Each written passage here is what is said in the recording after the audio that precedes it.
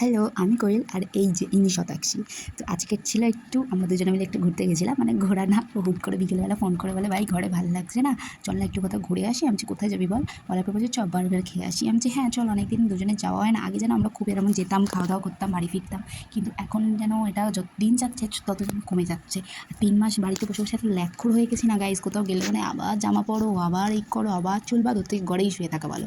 তো যাই হোক, এখানেও বার্গারটা আবার ভিডিও করছে। আমি আবার বলছি, "তুই আবার ভিডিও করছিস?" তো যাই হোক, আর এর সাথে দেখা হয়ে গেছিলো ভুলবশত। এবার এ গেছিলো ওর মায়ের সাথে আর আমরা গেছিলাম ঘুরতে। এটা হলো শতাক্ষীর কী বলে কাম্মা, ওর শতাক্ষীর কাম্মার ছেলে, মানে ওর কাকির ছেলে। তো ওর সাথে দেখা হয়ে গেছিলো। তো ওই নিয়েও কান্নাকাটি করছিল যে আমি যাবো, কিন্তু শতাক্ষী আর আমি ওকে নিয়ে আসবো না গাইজ।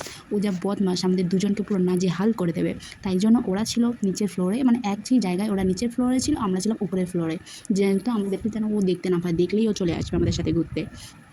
তো যাই হোক, আমরা এখানে দুজনে মিলে প্ল্যান করছিলাম যে আমরা কোথায় যাব পয়লা বৈশাখে।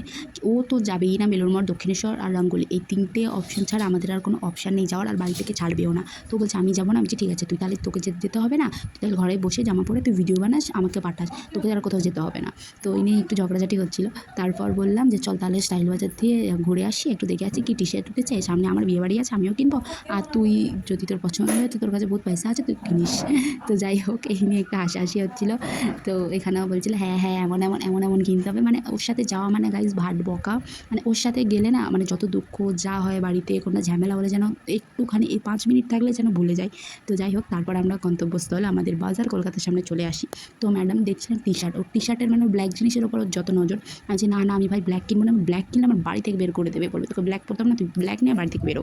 তোমরা হাফ জামাই ব্ল্যাক। তো ও দেখছিল টি শার্ট আর এইদিকে আমি দেখছিলাম জিন্স, এইগুলো আমি না একটু জিন্স দেখি। তো ওখানে তো পছন্দ হলো না। তারপরে আবার গেলাম আমরা স্টাইল বাজার। তো স্টাইল বাজারে গিয়েও অত কিছু পছন্দ হলো না। শেষমেশ আমরা কিছু চকলেট কিনে তারপর বাড়ির উদ্দেশ্যে বেরিয়ে পড়ি। যেহেতু রাতও বেশি অনেকটাই হয়ে গেছিলো, তার মধ্যে দেখা হয়ে গেছিলো কাকাই আর ভাইয়ের সাথে। তো যাই হোক, আমরা গেছিলাম দুজনে, বাড়ি ফিরেছি 4 জন মিলে। তো খুব আনন্দ হয়েছে। আজকের বিকালটা যে হুট করে এত সুন্দর হবে, যেহেতু আমাদের সব বিকাল, আমার বিকালটা ফোন দেখতে দেখতে বিকালটা কেটে যায়, কিন্তু আজকের বিকালটা যে দুজনে একসাথে এরকম বেরোবো, যে হুট করে প্ল্যানটা হবে, তারা কিছু মানে জানতামই না, হুট করে হয়েছে এটা। তো বলছিল দেখো দেখো আমি এটা কিনেছি। আমি তাহলে আমিও দেখাই। তো যাই হোক, এই ভিডিওটা এই পর্যন্ত। যদি ভালো লাগে লাইক কমেন্ট শেয়ার সাবস্ক্রাইব করে দিও।